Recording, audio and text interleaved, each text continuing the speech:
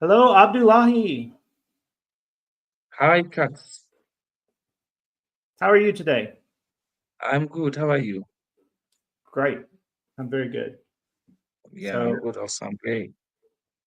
How have you been? I have been very busy. It's been very busy Yeah, lately. sure. So, Yeah, so it's another great day. mhm. We came together, and I'm very happy to see you again to share some experience, some ideas, some to answer some questions from our audience. So thank you for that, and thank you for your time always. Thank you for your time. Sure. Asalaamu calaykum waraxmatullaahi wabarakaatuh dhammaan meel baad joogtiin waa idin salaamayaa akhyaarta sharafta badan.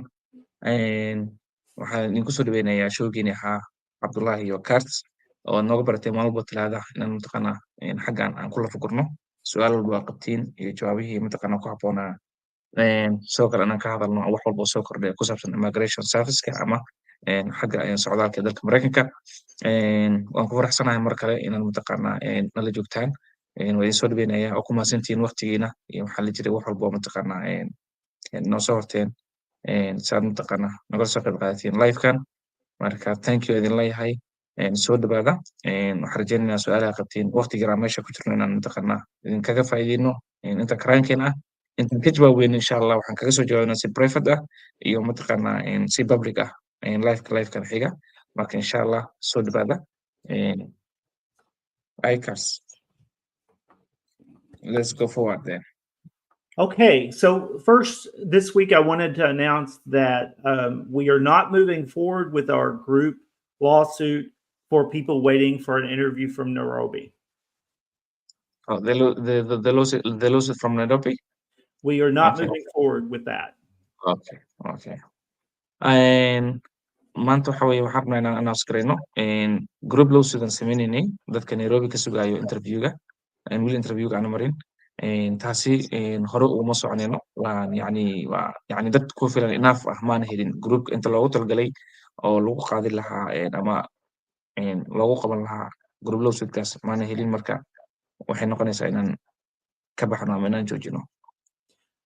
The demand for that was not what we hoped, and we needed a minimum number of participants for it to work. Taasi meen waxa anaga rajeyneynay waxaan rabnay ma ahayn laakiin de waa nambarka loogu talagalay maana helin aan u baxnayn maana helin marka waa sidaa darteeda marka waxa weeyaan waa move hore uguma socon karin group lawsuitkaas waxay noqonaysaa inaan mataqaanaa si keli aan u qabano. So if you're in that situation, you can contact us about an individual mandamus lawsuit. It would be more money, but that's the option that we offer. Haddii xaaladdaas aad ku sugan tahay ama xaaladdaas aad ku jirtid waxaad u baahan tahay si keligaaga individual inaad qabsatid taasi oo kugu koos garaynayso lacagta hadda aan mataqaanaa groupka koos garaynaynay ama groupka lacagtan ka qaadi lahayn lacag ka badan ay kugu noqonaysaa markaa keligaa aad tahay. Okay. So what's the other announcement that I have? I don't have an announcement, but I think today we're going to talk to some DV 2024 selectees, and I'm eager to have those conversations. Yeah, and also we wanna, go ahead with, the announcement that coming up, the results of DV 2025. Yes, let's do that first. That's Sure. true.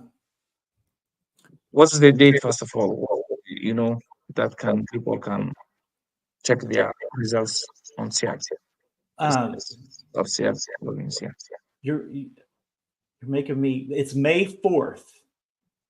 Okay. Yeah. So the State Department. I was thinking about this yesterday, and then the State Department sent a tweet at the same time I was thinking about it. They sent a tweet that said, "Hey, a reminder that the applications you'll find out whether or not you were selected on May 4th at noon EDT, which is the same as EST. It's in Washington D.C. time."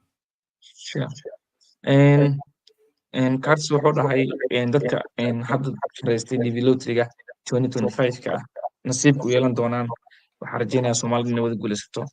Taasi mataqaanaa waxa weeyaan waxaa la fiirsan doonaa bisha soo socoto May 4teeda.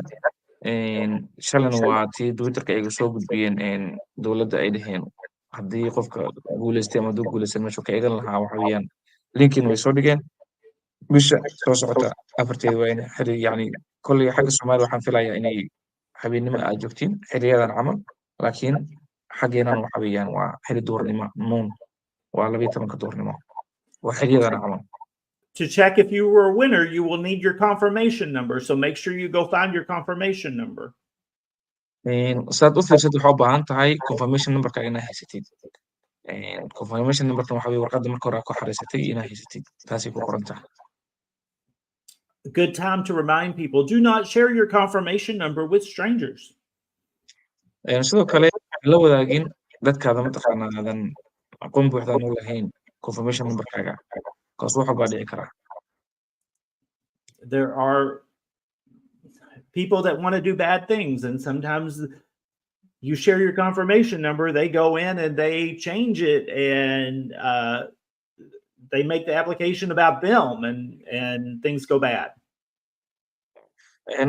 qofkan applicationkaaga ama yani confirmationka lambarkaa la wadaagtay wax badan uu yani hadduu qof xun yahay waxyaaba badan uu kaa halayn karaa ama uu kaa khasi karaa taasoo ka mid ah inuu applicationka intuu dhex galo wuxuu iskaga sameeyo taasna adi waxay kugu noqonaysaa caqabad waxaad xariisatay muddo badan sugaysay ku guuleysatay haddana mataqaanaa si yaroo mataqaanaa xaasinimo ah ku isid waa dhibteeday leedahay Okay. What next after selection? Like, let's say I was selected, then what's next? Great question. So what's next is you complete the DS-260, and you do not want to do it very quickly because you do not want to make mistakes. You want to be careful and make sure that all your answers are accurate. su-aasha waxaa xigta marka qofka guuleysta uu noqdo selected noqdo congratulation markaas qofka waa hambari kadib waxaa xiga waa xujada ugu horeysay oo mataqaana la kulmi doono waxa weeyaan xaggan xujana maahan isaa qofka xujadiisa ku noqon kara wuxuu u baahan yahay inuu buuxiyo DS-260 waxa la hayo kaasoo mataqaana aadan u baahnayn si degdeg inaad ku buuxisid yani degdeg waxa weeye islaawinka buuxisid islaawinka inaad buuxisid maahan like 2 to 3 or ilaa iyo weekas dhexdiisa inaad waqti qaadatid weeyaan saadan u sameynin qaladaadka waxa weeyaan shahaadooyinkaagii date of birthkaagii waxyaabo badan isdabamarin badan qofka inay farxadii ka badato waxyaabo badan u qasoodan haddii kow marka wixii aa xariisid dib inaad dana dhexdiid waxaas iga qaldoomay waxaas sida hadda aragna camal waa laga fiican yahay waxaa u baahan tahay inaad si degnaan ah waxaaga isku toosan wax walba isku hubi kartid walba wax ka heli kartid inaad mataqaanaa markaas ku daarsid inaad buuxisid DS-260 adoona ka daahaynin At the same time, you don't want to wait until later in the year. You really want to get it, the DS-260 submitted within a month, because you will be at a disadvantage if you submit the DS-260 late.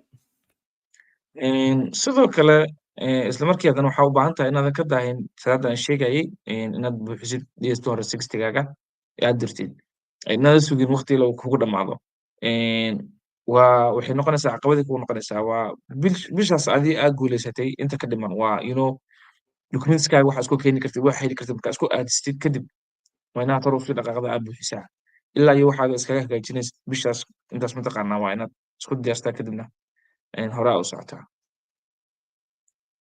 and the other question is some people when they are doing the first entry they didn't select a high school diploma they just select let's say high school without diploma so what's their case like this person has no certificate or has no high school certificate diploma what's he's gonna do and he's like selectee Well, you have until the time of the interview to get yourself educated and get a diploma. I'm not saying make a fake diploma. I'm saying you've got some months. Maybe you could go back to school. I don't know if that's an option in Somalia. In the US, that's an option. Yeah, US and Hassan, we have an option, but Somalia, we don't have an option. You have to get the 4 years full. When it's over, it's over. You can't go back and get.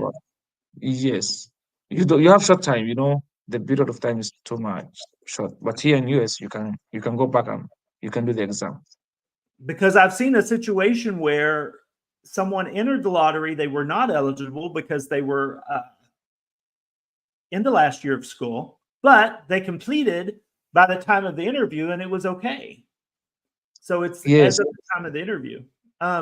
Yeah. So if that's not an option, and you don't have the work experience, then I would not move forward with the application because you would not be issued the visa. Okay, what about okay, let me first translate this one. Su-aasha xigta aan weydiiyo waxay tahay qofka hadduu guulaysto oo markuu first interview sameynayo uu ku xareystay certificate la'aan shahaado ma haysto high school without diploma camal yani qofkan school waan dhigtay laakiin ma dhamayn camal uu ku xareystay marka u yartahay dad qaarkoodna wadee shahaado la'aan ku xareeyay ku dhacay ama ku xareysteenba so maxaa xigaan ku dhacay marka waxaa xiga marka Mareykanka joogto qof marka Mareykanka joogo wuxuu chance u haystaa inuu mataqaana maxaa la jiray anytime week gudihiisa ku samayn karaa imtixaanka dhanba 4 years lasoo baranaya isbuuciisa ku samayn karaa wuu soo qaadan karaa wixiisa still waxuu haystaa ninkaas high school noo soo dhameeyey laakiin waddankeena ama Africa markaa u laabatid saas maahan waa 4 sano iskuulka inaa soo dhameyshay imtixaankan waxaa waye bisha imtixaanka la gelayay inay kugu soo aadmo si kale lagu samaynayo inay jirta ma malaynayo caqabadaasaa jirto marka qofka hadduusan high school haysan marka horena high school ku xaraysan dhibaataa jirto marka waa hore uma socon karo and what about I don't have high school certificate but I'm able to get 2 years of or more than 2 years of experience work experience so is it be acceptable? Yes, but you'll need to be prepared to support your claim that you have that work experience, right? They're not just going to take your word for it. You're going to need to show them that you've been doing that work. Yeah.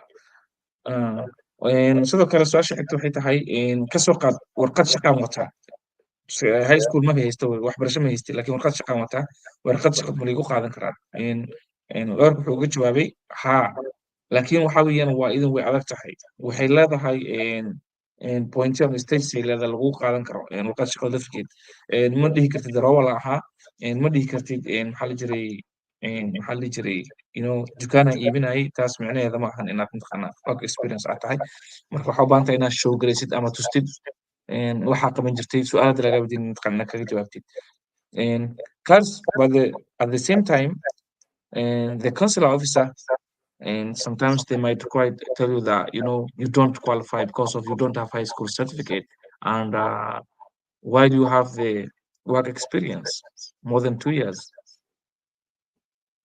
So the consular officer says you're not eligible.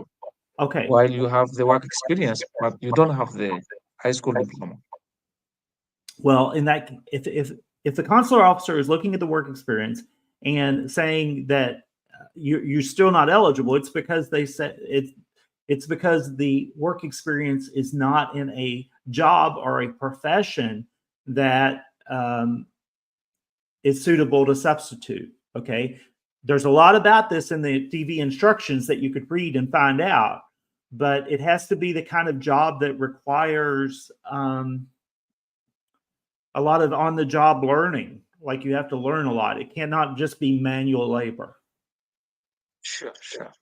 waa su-aasha hadda in weydiin adaanaha ku celiyey shaqada waxay noqon karto shaqada ma noqon karto shaqo iska caadi ah shaqadu waa shaqo mataqaanaa professional inay ahaataa muhiim ah professional waxa weeyaan dee waa naqaanaa shaqo professional like inaad mataqaanaa institution ka tirsanaatid like qof dowlad u shaqeynaya xafiis dowlad ka tirsanaya camal qof company weyn u shaqeynaya camal qof yacni wax la aqoonsan karo like loo qaadan karo shaqadana training qofkaas u sameyn kuu galaya la dhihi karo weeyaan waa idin sheegay travelance u ahaa markaa saarayso waxaasaan samayn jiray ama waxaasaan lahaa kaama saarayso ama qofkan waa inuun ahaadaa nas like nursing training inuu haysto yacni dhakhtar iyo waxaas at least u bartay xataa hadduu high school haysan laakiin dee farsamo kale jirto farsamada gacanta sidoo kale waa muhiim qofka IT inoo bartay iyo waxyaabo qaarkood inuu yaqaano oo experience uu leeyahay oo ku shaqaystay wixii laga weydiiyaan wax ka yaqaano waa la is weydiiyaa su-aalahaas waa asfaarda la isku weydiiyaa marka ha umalayn lagu weydiinaya waxaa wadatid waxaa lagaa weydiinaya markaas mataqaanaa haddaadan ka jawaabin dee waxaad uma qalintay dee sax tahay xitaa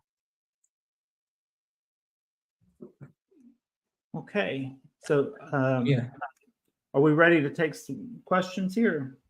Yeah, let's take 2 questions, then we'll go for the other topic. Okay. Hello, how are you? So I did my interview March 22, like a month ago, in Nairobi, and they put me in 221G, Should I get a lawyer? And if yes, I want to so how do I contact you? Mohammed Salman wuxuu dhahay waxaan interview ku maray Nairobi markay ahayd March 22-keeda bisha hadda aan ku jirno tan ka horeysay 221G aa la geliyey yani AP aa la geliyey marka wuxuu dhahay lawyer miyaan u baahanahay inaan qabsado haddaan u baahanahay inaan qabsadana sidee inla soo xiriiraa It's premature to get a lawyer now probably but I have a question. maxaa jirta qaangaaritaan oo qofku mataqaanaa wax qaangaaritaan baan dhahnaa maxaa la jiray lawyer inuu ku qabsan karo qofka wuxuu u baahan yahay horta 2 bilood iyo wax saas la mid ah marka horta marka hore su'aalan ku qabowna Did they tell you why they put you in 221G? Did they send you a DS 5535 form? su-aashadan aan ka jawaabin maxamed horta maxay kugu geliyeen 221G maxaa lagu diray ma DS 5535 ma lagu diray maxaa lagu diray documents lagaga baahan maxay tahay Sometimes people are in 221G because they showed up without a piece of paper. Sometimes dadka qaarkood mararka qaarkood dadka waxay sameeyaan waxay ku leeyihiin 221G aan ku jirnaa laakiin wax mataqaanaa oo warqadda dhowr dil weydiina mataqaanaa ma la imaan karaan Like without oo caddeynayso interview soo maray without their police certificate or they have not completed their medical exam or something like that. That can put you in 221G. But then there's also national security 221G that involves the DS 5535. And it's a little different situation. mararka qaarkood 221G laba wax baa lagu geli karaa marna waxa weeyaan adoo lagaa codsaday documentskaaga inaad soo dhamaystirtid like police certificate kaa maqnaan karto warqad kamid ah warqadahaaga kaa maqnaan karaan taasi waa 221G marna waxa waa national security like amniga maraykanka dartiisa lagu gelin karaa 221G taasoo ah DS 5535 labadooda marka waxay ka dhihiin laba waxay ka leeyihiin baal kale caqabadooda kala fog the main difference the national security is implicated with the DS 5535 and that vetting will probably take longer because that vetting that 221G is not stuck at the embassy, it's stuck in Washington DC. marka DS 5535 weeyaan formkas de lagu diraa wuxuu qaadanayaa waqti badan oo dheer kaasi safaaradda shaqo kuma laha inay wax ka qabato DC yaa la keenayaa Washington DC yaa la keenayaa meeshaasaan mataqaana lagula fikirayaa meeshaasaan mataqaana xaaladada la wareegaysa marka safaaradda ilaa iyo meesha lagaga soo dhamaan safaaradda wax kuma qaban karto waqti badan in qaadanaysa taa then how can I afford that time how can I that period of time of like they're checking the vetting of DS 5535 so how long will it take? Is that what you're yeah okay let's say it takes like longer than expected like 3 to 4 months though they say it will take 4 months so it varies. There's no outcome yet. Sometimes it takes 3 or 4 months, sometimes it takes 2 years. So if you are in DS 5535 vetting, you will want to consider a mandamus lawsuit, but just 30 days after the interview is too soon.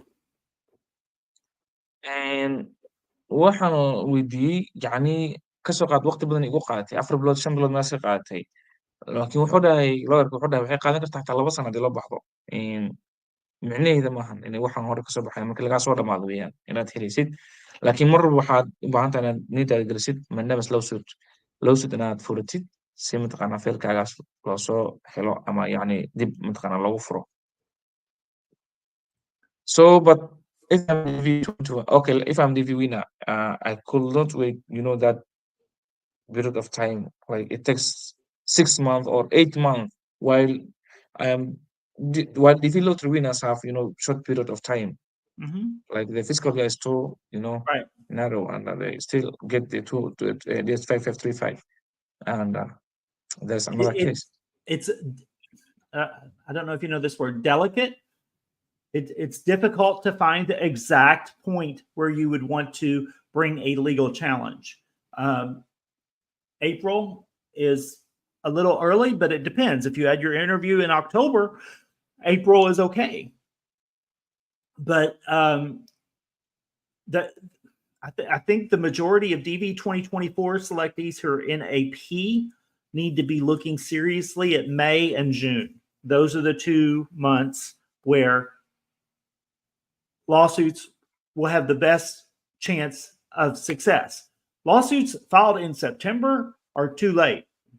Like we need to file it before, but we also don't want to file it too early. So it's a delicate. It's difficult to find the perfect time, but I think we're going to talk more about that in May, May and June. That's probably the time where most DV 2024 selectees in AP will file mandamus lawsuits. Sure. And horta way adag tahay waqti ku habboon in la helaa bahalkan BS 5535 in mataqan qofka lottery oo yani ku guuleystay inuu u qabsado lawyer. Lawyerka waxaan aanaa inta badan 2 bilood markay kasoo wareegto. Dowladdan waxay u baahan tahay wax lagu challenge gareeyo. Dee waxaan waa dowlad, wax ka dacwoonaysa waa dowlad marka hore, waxa ka dacwoonaysa waa dowlad. Marka taasaa meesha jirta.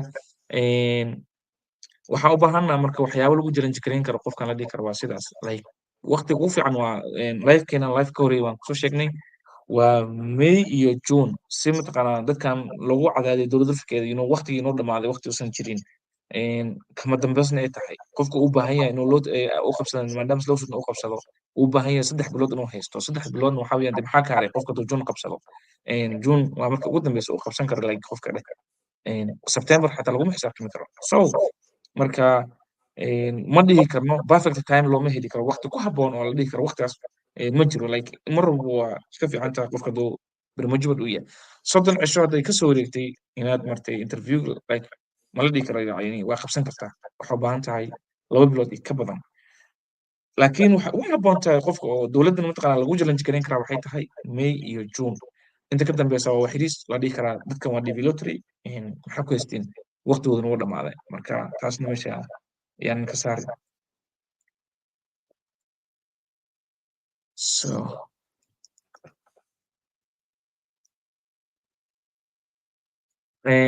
Somali, this person's name is Somali only. Okay, Mr. Somali. I'm Mr. United States. Yeah, you're Mr. United States, by the way. Oh, ka waran qofka hadduu mar labaad guuleysto asagoon weli marin interview-gii hore ma dhib baa ka imaan kara. His question is like concerning let's say I have been selected DV 2024.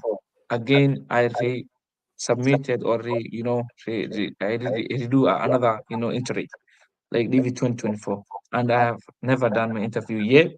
So again, I have been selected twice. The first selection, I have not been yet done the interview. Again, they have been selected me again, DV 2025. Is that like affecting me?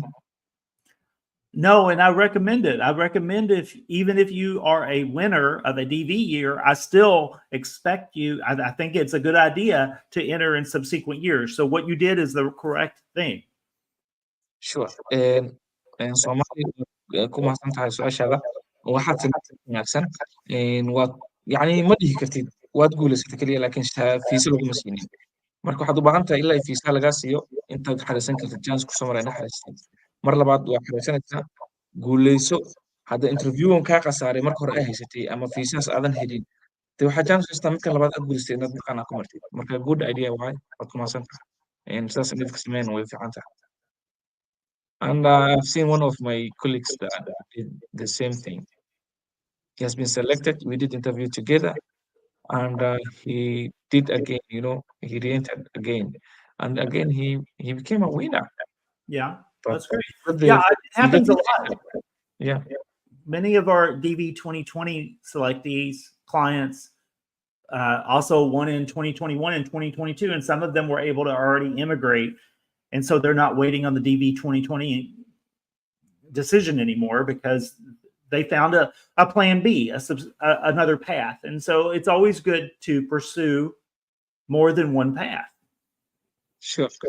Mar walba way fiican tahay hal wado ka badan marba aad ku tashatid oo mataqaanaa aad basatid wadooyinka wax ku heli lahayd marka laga soo qaado dadka developtory 2020 maxaa la jiray 2020ga iyo 2021 ama wixii ka meelahaas oo yani caqabada dadka haysteen dadka qaarkood lottery aa xareystaan yani waxaa u xareysan maadaama isla sud but still mar labaad ay xareysteen way ku guuleysteen maraykankay way joogaanba marka wax ma ugu baahnaba hadduu kaas helaan iyo haddii kalaba marka mar walba way badan way fiican tahay inaad wadooyinka abadsatid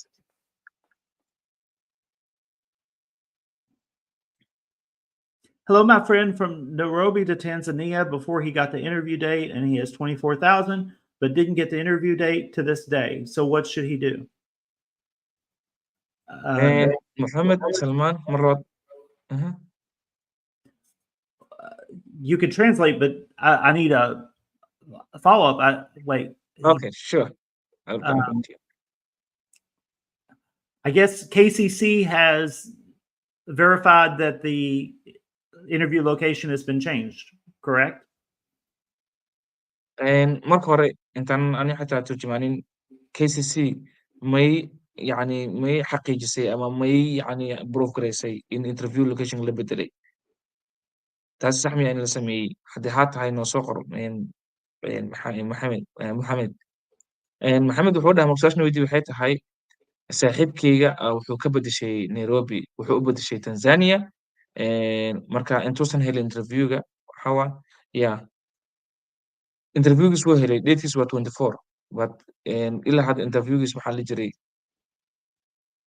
he didn't get the interview date why he didn't get the interview date why he has already joined the Tanzania before he got the interview date right so this question is like he get the interview with Nairobi or Tanzania if the case is Tanzania, all he can do now is be patient. He cannot like force them to interview him. Okay. Yeah. horta marka hore waa inuu isdejiyaa qofka patientan waxaada mid kale inaad iisoo kala saartaa rabaa interviewga ma Nairobi ka bedeshaa tiri Tanzania u bedeshay so marka haddii KCC approve gareysay waa loo approve gareeyay xaguu ka heli doonaa haddii loo approve gareynina dee waxa weye wuxuu u baahan yahay inuu bedesho maxaa la jira ama inuu loo la soo xiriiro si loogu bedelo okay we have another question down here. Yes, still Somali.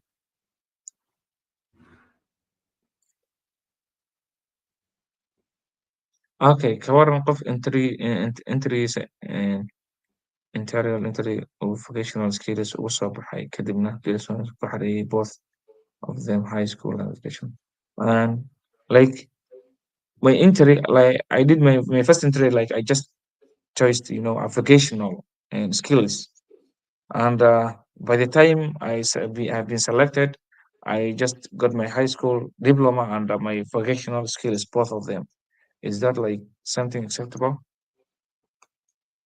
that's good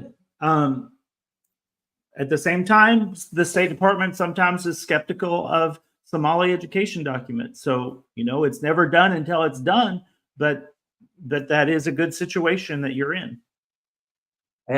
xaaladda hadda ku suganta waa xaalad fiican labada haddaa marna xariistay middan haddana dib aa ka heshay ma xuma way fiican tahay mar walbo waxaad ku xariisatay wax ka badan haddaad heli kartid waad u baahan tahay inaad mataqaanaa haddaad ku xariisatay yani dheeska ku xariisa waa laga qasab waa lagaga baahan yahay waa inaad tagtaa safaaradda haddaadan ku xariisanna aad heli kartid gacanta aad ku qaadan kartid la tag consulka la tag dee intaas waa ku xariistay intaana mataqaanaa waa intaas soo kordhisay like waxay taageerayaan ama waxay kor u qaadayaan chanskaaga aad ku heli lahayd visa ama aad ku heli lahayd mataqaanaa wax walbo lagaaga baahnaa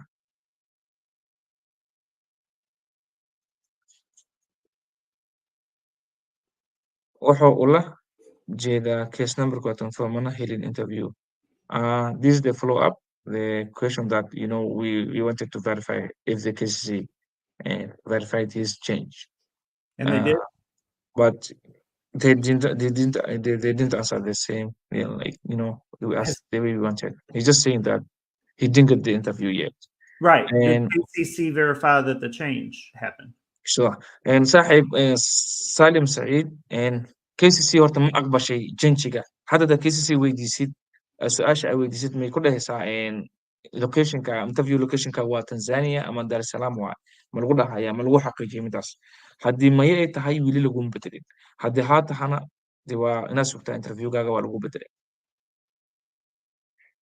So the next topic is like we want to talk about the DV 2024 about the price change that we did or we have made the period of this month. Okay, so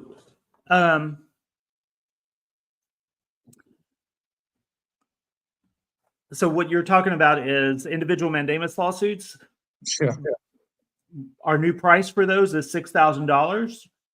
$3,000 to start, $2,000 when we file the complaint, and $1,000 when the visa is issued. Sure. waxaan lorka weydiiyey price change aan sameynay yani kasoo bilowda bishan April koodida qofka individualka ah developer ha ahaado ama waxro ha ahaado ama dacwad ha ahaado marka u horeysa oo mandamus oo furanayo ama lawsuit oo furanayo waxay ahaan jirtay marka hore afkuna jaajgarin jirnay laakiin hadda waxaan ka dhignay 6,000 oo bixinaya marka u horeysa oo failka oo ama qabashada u horeysa ay tahay $3,000 markii dacwadiisa aan complainkiisa aan dhamayno oo aan u dirnana $2,000 oo bixinayo $1,000na kadib uu bixinayo markuu visa uu helo. At that same time, if you are a group and you all have about the same situation, maybe a group lawsuit makes sense and that can be more affordable. isla marka haddana haddii dad ay jiraan isku group ah groupka waa inta badan waa asxaabta aan ka hadalnay isku group aad tihiin kasoo qaad isku xaaladaad tihiin dee markaas way idin fiican tahay maxaa la dhihi jiray qof walbana wuu awoodi karaa inuu bixiyo lacagta looga baahan yahay ama uu qarshaadka kaga xiran inuu qabsado lawyerka qof walba wuu awoodi karaa markay group ay tahay baasha haddii qofkii ku badan tahay kelinimadiisa.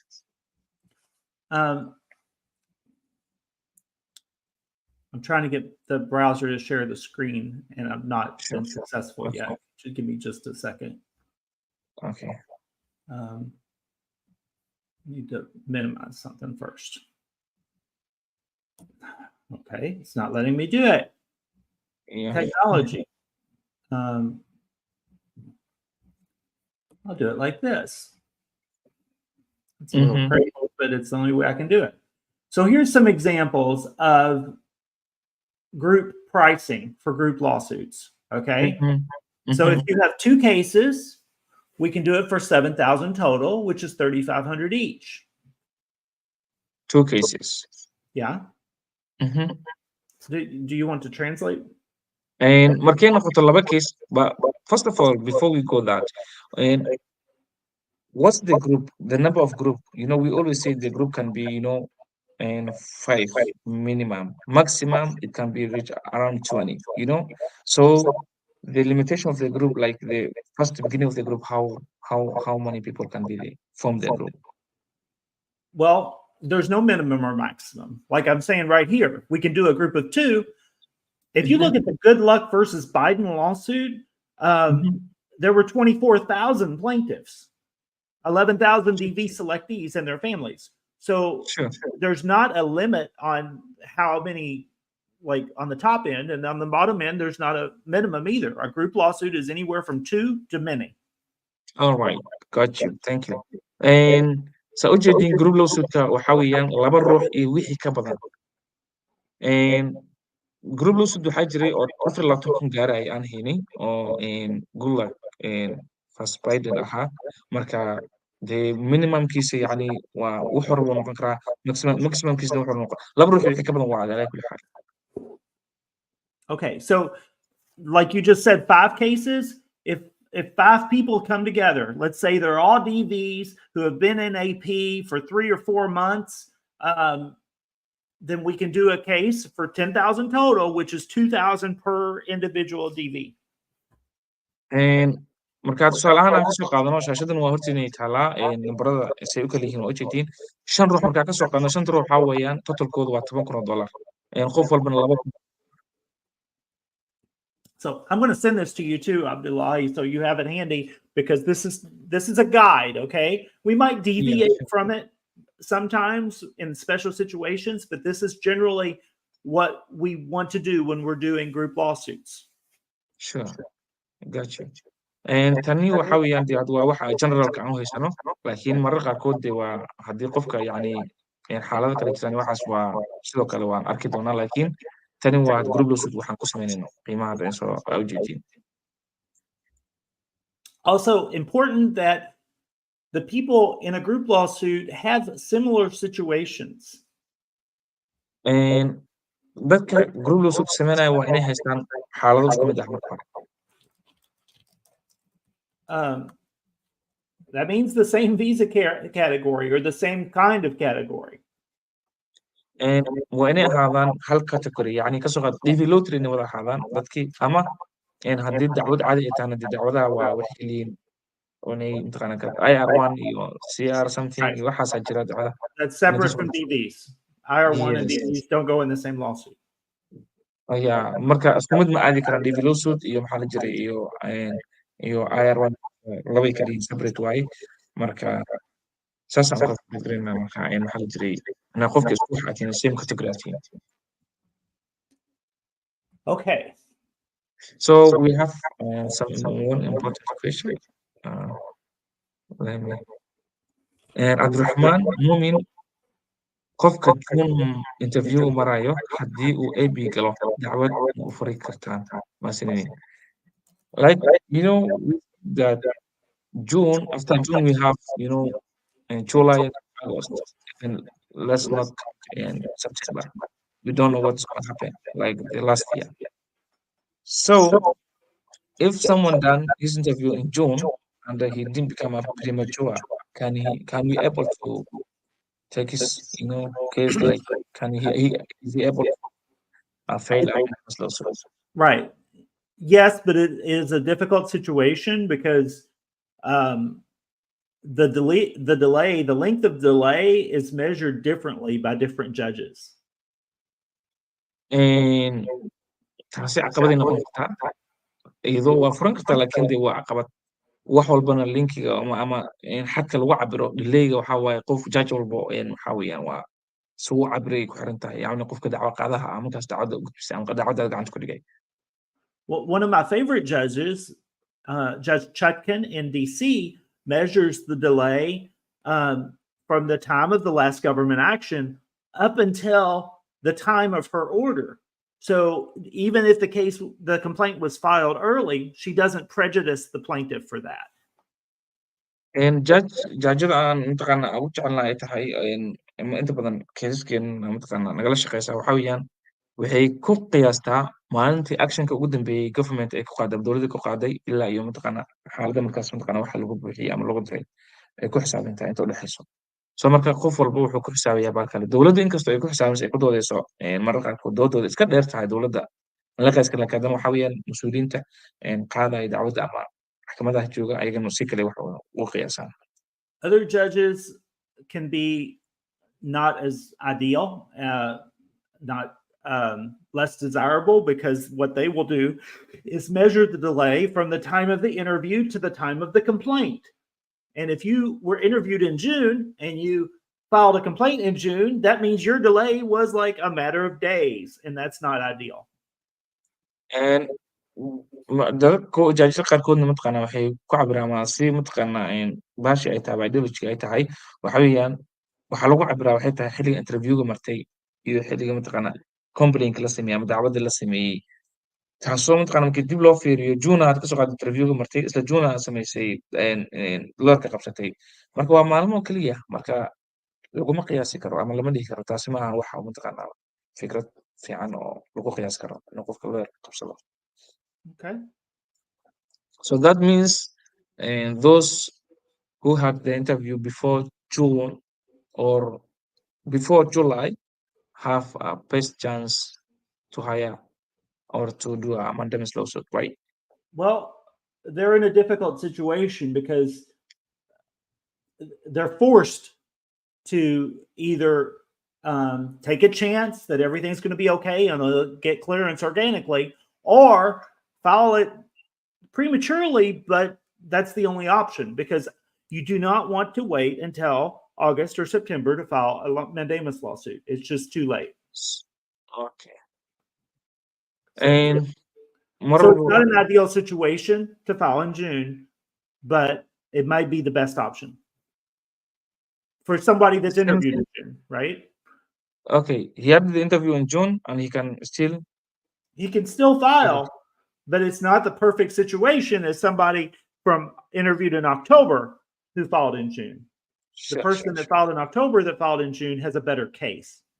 All right, got you. And waad samayn kartaa still waa qofka June laga qaado interviewga still wuu samayn karaa laakiin chance-ka haysatid iyo mataqaanaa nasiibkaaga unbaad wax walba ku heli kartaa laakiin dee waa sida sharciyan ma ahan maxaa la dhihi jiray wax mataqaanaa ideology ama ideal ah in qofka inuu maalmo kadib le inuu horka samaysto waxaas qofka October ama yani maray maxaa la dhihi jiray June yani bilooyin dib marka loo celiyo June like April iyo January qof maray isku mid ma tihiin adoo June maray qofka xareystay lawsuit markaas iyo adiga markaa xareystay isku mid ma tihiin qofkaas aa kaaga cadcad inuu result fiican helaa Okay. So,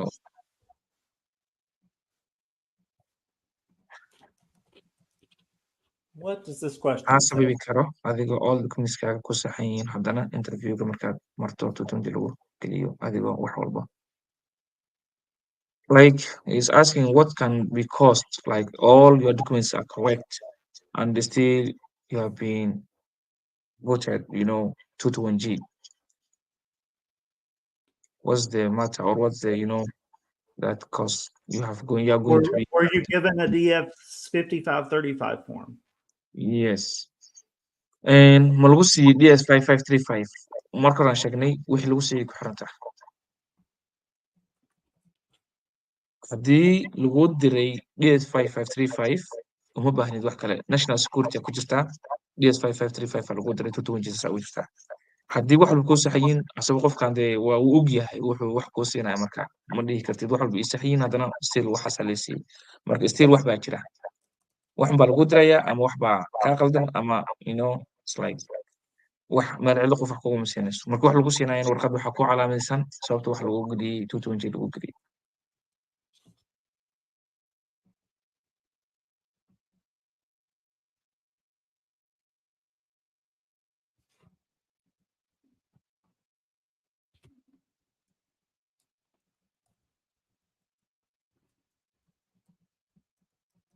okay.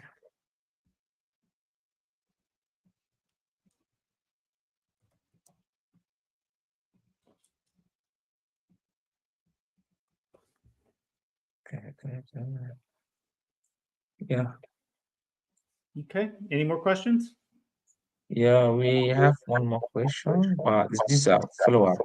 And Mohammed Salman, and my kiiskayga waa Tanzania, and Tanzania aan ku qoranahay saaxiib waa ku qoran tahay laakiin you didn't clarified like inaad KCC ku approve garaysay inaad Tanzania aad tahay iyo inaad ahayn so he's still asking us I've already transferred my case in Tanzania and KCC acknowledged it and my case is 24K so we don't know why they didn't give you the interview and KCC acknowledged it, right?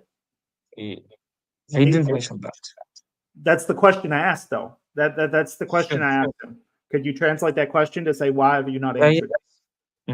saaxiib su-aashan ku socelin waxay tahay KCC may ku approve garaysay inaad ku qoran tahay Tanzania oo ku qoran kii lama rabo sometimes you can put maxaa la jira DS5 kaaga Tanzania ku qoran kartaa while still Nairobi aad tahay ama safaaradda koodii kugu soo baxda baasha inaad tahay laga yaabaa so in lagu soo approve gareeyo lagu dhaho Tanzania tahay taas marka hore waa qasab ah adoon ahayn ma dhihi karto Tanzania ku qoranahay maxay wax isii waayaan teeda kale interview waa inaad sugtaa ayaga yaqaanan sababta ku siin waayay marka waa chance kaaga waa sugaysaa you have to be patient Okay. And one more question, or is it? It's still he's the same person and he's saying that Tanzania they have jumped or they have they didn't even like they moved to another cases Right. like they didn't interview this is a good chance for me to say something, okay? DV cases are not interviewed in case number order. They have never been. Okay. Dadka DV horta si mataqaanaa isku xigaan looguma balmin interview weligoodna maysan ahayn. So having that expectation is not good. One of the factors is when the DS-260 was submitted. So if somebody with a lower case number was interviewed before, I'm sorry, somebody with a higher case number was interviewed before you, it may be because they submitted their DS-260 before you. Sure.